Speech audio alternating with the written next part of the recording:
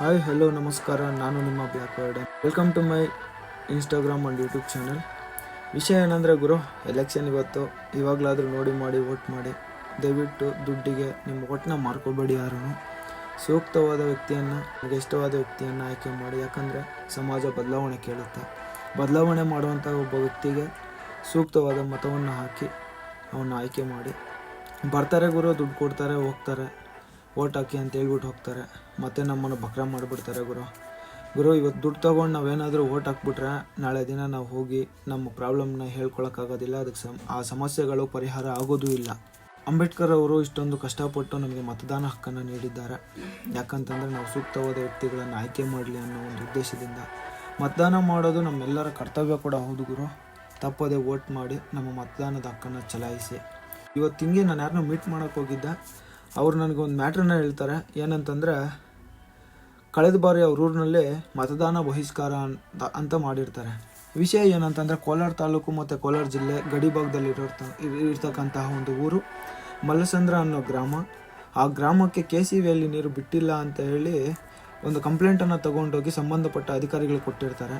ಆದರೆ ಯಾರು ಕೂಡ ಆಕ್ಷನ್ ತೊಗೊಂಡಿರಲ್ಲ. ಬಿಕಾಸ್ ಆಫ್ ಸಮ್ ರೀಸನ್ಸ್ ಏನೋ ಇರುತ್ತೆ. ಗಡಿ ಭಾಗ, ಅದು ಹೊಸಕೋಟೆ ತಾಲೂಕು ಹೋಗ್ಬಿಡುತ್ತೆ, ಇಲ್ಲ ಮಾಲೂರು ತಾಲೂಕು ಹೋಗ್ಬಿಡುತ್ತೆ ಅಂತ ಹೇಳ್ಬಿಟ್ಟು ಒಂದು ರೀಸನಿಂದ ಏನೋ ಅವರು ಆ್ಯಕ್ಷನ್ ತೊಗೊಂಡಿರಲ್ಲ. ಹಂಗಂತೇಳಿ ಅವ್ರ ಊರವರೆಲ್ಲ ಡಿಸೈಡ್ ಮಾಡ್ತಾರೆ, ನಾವು ಯಾವುದೇ ಕಾರಣಕ್ಕೂ ಈ ಬಾರಿ MP ಎಲೆಕ್ಷನಲ್ಲಿ, ಈ ಬಾರಿ ಲೋಕಸಭಾ ಚುನಾವಣೆಯಲ್ಲಿ ಕಳೆದ 5 ವರ್ಷದ ಹಿಂದೆ ನಡೆದಂಥ ಮ್ಯಾಟ್ರ್ ಇದು. ನಾವು ಈ ಬಾರಿ ಎಲೆಕ್ಷನಲ್ಲಿ ವೋಟ್ ಮಾಡಬಾರ್ದು, ಮತದಾನ ಬಹಿಷ್ಕಾರ ಮಾಡಬೇಕು ಅಂತೇಳಿ ಫಿಕ್ಸ್ ಆಗಿ ಮತದಾನ ಬಹಿಷ್ಕಾರ ಮಾಡ್ತಾರೆ. ಮತ್ತೆ ಏನು ಮಾಡ್ತಾರೆ, ಸಂಬಂಧಪಟ್ಟ ಅಧಿಕಾರಿಗಳನ್ನು ಕರೆಸ್ತಾರೆ, ಮೀಡಿಯಾದವ್ರನ್ನ ಕರೆಸ್ತಾರೆ, ಪೊಲೀಸ್ ಸಿಬ್ಬಂದಿ ವರ್ಗದವ್ರು ಬರ್ತಾರೆ, ಎಲ್ಲರೂ ಬರ್ತಾರೆ. ಅವರು ಬಂದು ಅವರು ಒಂದು ಲೆಟ್ರ್ ಮುಖಾಂತರ ಬರೆದು ಕೊಡ್ತಾರೆ. ಏನಂತಂದರೆ, ನಾವು ನಿಮ್ಮ ಸಮಸ್ಯೆಗಳನ್ನು ಪರಿಹಾರ ಮಾಡಿಕೊಡ್ತೇವೆ ಅಂತ ಹೇಳ್ಬಿಟ್ಟು, ಆ KCVಯಲ್ಲಿ ನೀರನ್ನು ನಿಮ್ಮೂರು ಕೆರೆಗೆ ಬಿಡ್ತೀವಿ ಅಂತ ಹೇಳ್ಬಿಟ್ಟು ಒಂದು ಲೆಟ್ರ್ ಮುಖಾಂತರ ಬರೆದು ಕೊಡ್ತಾರೆ. ಆವಾಗ ಆ ಊರಿನ ಮಲ್ಲಸಂದ್ರ ಗ್ರಾಮದ ಎಲ್ಲರೂ ಸೇರಿ, ಆ ಗ್ರಾಮಸ್ಥರೆಲ್ಲರೂ ಸೇರಿ ನಿರ್ಧಾರಕ್ಕೆ ಬರ್ತಾರೆ. ಏನಂತ, ಈಗ ವೋಟ್ ಮಾಡೋಣ, ಪರವಾಗಿಲ್ಲ, ಈಗ ನಮಗೊಂದು ನಂಬಿಕೆ ಬಂದಿದೆ, ವೋಟ್ ಮಾಡೋಣ ಅಂತ ಹೇಳ್ಬಿಟ್ಟು ವೋಟ್ ಮಾಡ್ತಾರೆ. ಅದು ಯಾವಾಗ ಮಾಡ್ತಾರೆ ಗೊತ್ತಾ, ಸಂಜೆ 4 ಗಂಟೆವರೆಗೂ ಆ ಸ್ಟ್ರೈಕನ್ನು ಮಾಡ್ತಾರೆ, ಪ್ರತಿಭಟನೆ ಮಾಡ್ತಾರೆ. ನಾವು ವೋಟ್ ಮಾಡಲ್ಲ, ಮತದಾನ ಬಹಿಷ್ಕಾರ ಮಾಡಿದ್ದೇವೆ ಅಂತ ಹೇಳ್ಬಿಟ್ಟು ಸ್ಟ್ರೈಕನ್ನು ಮಾಡಿರ್ತಾರೆ. ನಂತರ 4 ಗಂಟೆ ನಂತರ ಅಧಿಕಾರಿಗಳು ಬಂದು ಲೆಟ್ರ್ ಬರೆದು ಕೊಟ್ಟು ನಾವೆಲ್ಲ ಮಾಡ್ತೇವೆ, ನಾವಿದ್ದೇವೆ ಅಂತ ಹೇಳಿದ ಮೇಲೆ ಅವರು ಏನು ಮಾಡ್ತಾರೆ, ಮತದಾನ ಮಾಡ್ಲಿಕ್ಕೆ ಹೋಗ್ತಾರೆ. ಸಂಜೆ 4 ಗಂಟೆ ಮೇಲೆ ಮತದಾನ ಮಾಡ್ತಾರೆ. ಮತ್ತು ಚೆನ್ನಾಗಿ ನಡೆಯುತ್ತೆ ಮತದಾನ. ನನಗನ್ಸಿದ್ದು ಏನಂತಂದರೆ, ನೋಡುಗುರು, ಒಂದು ಊರನ್ನ ಓಟ್ಸ್ಗೆ ಎಷ್ಟೊಂದು ಬೆಲೆ ಇದೆ ಅಂತ. ವೋಟ್ ಅಂದರೆ ಹಿಂಗೆ, ಇದು ನಮ್ಮ ಇದು.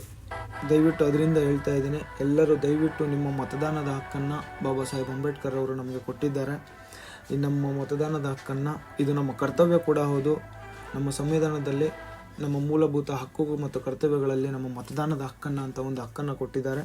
ಸೊ ಹಾಗಾಗಿ ದಯವಿಟ್ಟು ಎಲ್ಲರೂ ತಪ್ಪದೆ ಮತ ಹಾಕಿ, ನಿಮಗೆ ಇಷ್ಟ ಆಗುವಂತಹ ಒಬ್ಬ ವ್ಯಕ್ತಿಗೆ ಮತ್ತು ನಿಮ್ಮ ಸಮಾಜಕ್ಕೆ ಒಳ್ಳೇದು ಮಾಡುವಂಥ ಒಬ್ಬ ವ್ಯಕ್ತಿಯನ್ನು ಆಯ್ಕೆ ಮಾಡಿ.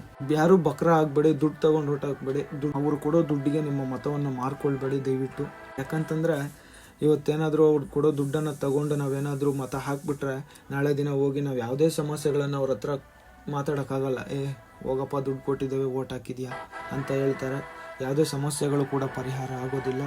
ಸೊ ಅದಕ್ಕಾಗಿ ಎಲ್ಲರೂ ಯೋಚನೆ ಮಾಡಿ ಸೂಕ್ತವಾದ ವ್ಯಕ್ತಿಗಳನ್ನು ಆಯ್ಕೆ ಮಾಡಿ ಮತ ಹಾಕಿ. ಬದಲಾವಣೆ ಬೇಕು, ಬದಲಾವಣೆಗೋಸ್ಕರ ಒಳ್ಳೆ ವ್ಯಕ್ತಿಯನ್ನು ಆಯ್ಕೆ ಮಾಡಿ ಮತವನ್ನು ಹಾಕಿ. ಮತ್ತು ನಿಮ್ಮ ಊರಿನ ಸಮಸ್ಯೆಗಳು ಪರಿಹಾರ ಆಗಬೇಕು ಅಂತಂದರೆ, ನಿಮ್ಮ ಊರಿನಲ್ಲಿ ಏನಾದರೂ ದೊಡ್ಡ ಸಮಸ್ಯೆ ಇತ್ತು, ಅದು ಪರಿಹಾರ ಆಗ್ತಾ ಇಲ್ಲ, ಯಾವುದೇ ಅಧಿಕಾರಿಗಳ ಹತ್ರ ಹೋದ್ರೂ ಅದು ಪರಿಹಾರ ಆಗ್ತಾ ಇಲ್ಲ ಅಂತಂದರೆ, ಒಂದು ಕೆಲಸ ಮಾಡಿ, ನೀವು ಮತದಾನ ಬಹಿಷ್ಕಾರ ಹಾಕ್ಬಿಡಿ. ಮತದಾನ ಬಹಿಷ್ಕಾರ ಹಾಕಿದ್ರೆ ಖಂಡಿತವಾಗಿಯೂ ಅಧಿಕಾರಿಗಳು ಬರ್ತಾರೆ, ಬಂದು ನಿಮ್ಮ ಪ್ರಾಬ್ಲಮನ್ನು ಸಾಲ್ವ್ ಮಾಡ್ತಾರೆ. ಈ ರಾಜಕೀಯ ವ್ಯಕ್ತಿಗಳ ಖಂಡಿತವಾಗಿಯೂ ಹೇಳ್ತಾ ಇದ್ದೀನಿ, ಯಾವತ್ತೂ ನಿಮ್ಮ ಪ್ರಾಬ್ಲಮ್ಗಳನ್ನ ಸಾಲ್ವ್ ಮಾಡಲ್ಲ. ರಾಜಕೀಯ ವ್ಯಕ್ತಿಗಳ ಕೆಲಸನೇ ಅಷ್ಟು, ಅವರು ಯಾರೂ ನಿಮ್ಮ ಪ್ರಾಬ್ಲಮ್ಗಳನ್ನ ಸಾಲ್ವ್ ಮಾಡಲ್ಲ. ಸೊ ಹಂಗಾಗಿ ನೀವು ಮತದಾನ ಬಹಿಷ್ಕಾರ ಹಾಕಿ, ನೀವೇನಾದರೂ ಸ್ಟ್ರಿಕ್ಟಾಗಿ ಪ್ರತಿಭಟನೆ ಮಾಡಿದ್ದೀರಾ ಅಂತಂದರೆ ಖಂಡಿತವಾಗಿಯೂ ಆ ಸಮಸ್ಯೆ ಪರಿಹಾರ ಆಗುತ್ತೆ, ನಿಮ್ಮ ಊರು ಚೆನ್ನಾಗಿರುತ್ತೆ. ಸೊ ಹಂಗಾಗಿ ನಿಜವಾಗ್ಲೂ ನನಗನ್ನಿಸ್ತಾ ಇರೋದೇನಂತಂದರೆ, ನೋಡುಗುರು, ಒಂದು ಊರಿನ ಮತಗಳು ಅದೆಷ್ಟಿರ್ತಾವೋ ಏನೋ ಗೊತ್ತಿಲ್ಲ, ಆ ಊರಲ್ಲಿ ಕಡಿಮೆ ಮನೆಗಳಂತ ಕೂಡ ಹೇಳಿದರು. ಆ ಊರಿನವರು ಎಲ್ಲರೂ ಸೇರಿ ಮತದಾನ ಬಹಿಷ್ಕಾರ ಹಾಕಿದ್ದಕ್ಕೆ ಸಂಬಂಧಪಟ್ಟ ಅಧಿಕಾರಿಗಳು, ಪೊಲೀಸ್ ಇಲಾಖೆ, ಮೀಡಿಯಾ ಎಲ್ಲರೂ ಬಂದು ಕೇಳಿ ಅವರ ಒಂದು ಪ್ರಾಬ್ಲಮನ್ನು ಕೇಳಿ ಅದಕ್ಕೆ ಪ್ರಾಬ್ಲಮ್ಗೆ ಸೊಲ್ಯೂಷನ್ ಹುಡ್ಕುವಂಥ ಕೆಲಸ ಮಾಡಿ, ಮತ್ತೆ ಸೊಲ್ಯೂಷನ್ ಯಾವ ಥರ ಹುಡ್ಕಿದ್ರು ಅಂತಂದರೆ ಲೆಟ್ರ್ ಮುಖಾಂತರ ಬರೆದು ಕೊಟ್ಬಿಟ್ಟು ಹೋದ್ರಂತೆ. ನಾವು ಖಂಡಿತವಾಗಿಯೂ ನಿಮ್ಮೂರ ಕೆರೆಗೆ ನೀರು ಬರೋ ಥರ ನಾವು ಮಾಡ್ತೇವೆ ಅಂತ ಹೇಳ್ಬಿಟ್ಟು ಹೋದ್ರಂತೆ. ಮಾಡಿದಾರೋ ಇಲ್ಲೋ ನನಗಂತೂ ಇನ್ಫಾರ್ಮೇಷನ್ ಇಲ್ಲ.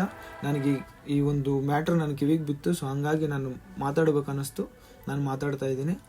ಒಂದು ಊರಿನ ಓಟ್ಗೆ ಎಷ್ಟೊಂದು ಬೆಲೆ ಇದೆ ಅಂತ ಹೇಳ್ಬಿಟ್ಟು ನನಗೆ ಇವತ್ತೇ ಅನಿಸಿದ್ದು. ಒಂದು ಊರಿನ ಒಂದು ಓಟ್ಗೂ ತುಂಬಾ ಬೆಲೆ ಇದೆ. ಅದಕ್ಕಾಗಿ ದಯವಿಟ್ಟು ಎಲ್ಲರೂ ತಪ್ಪದೆ ನಿಮ್ಮ ಮತವನ್ನು ಚಲಾಯಿಸಿ. ಎಲ್ಲರಿಗೂ ಒಳ್ಳೆಯದಾಗಲಿ. Bye, take care, love you all, thank you for watching, love you all, bye.